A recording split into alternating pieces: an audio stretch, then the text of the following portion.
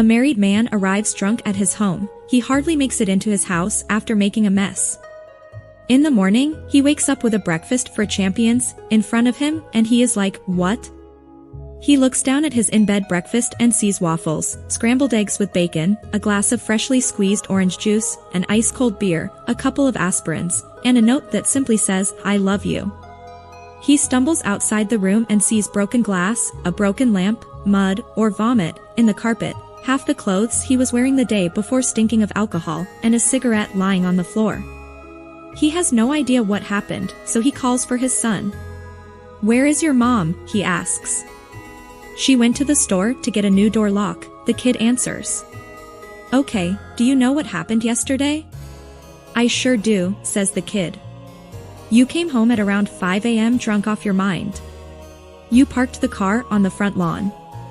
After doing a couple of donuts on the lawn with the car, you couldn't fit the key on the front door and started knocking on the door really hard and yelling for us to open, waking the neighbors that were still not awake because of the car parking, but you didn't wait for us, so you ended up kicking open the door after failing to force your way in.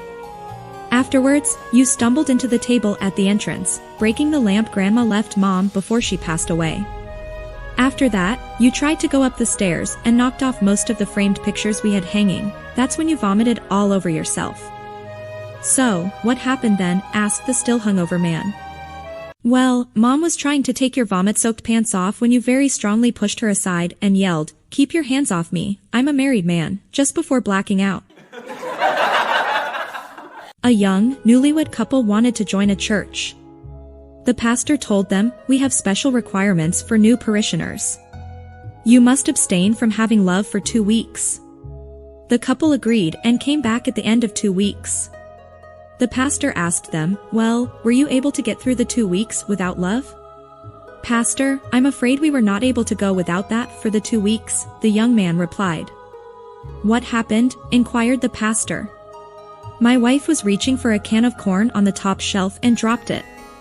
When she bent over to pick it up, I was overcome and took advantage of her right there. You understand, of course, that this means you will not be welcome in our church," stated the pastor. "That's okay," said the young man. "We're not welcome at the grocery store anymore either. We put a lot of effort into making you smile, so please subscribe to me for new jokes. Stay happy."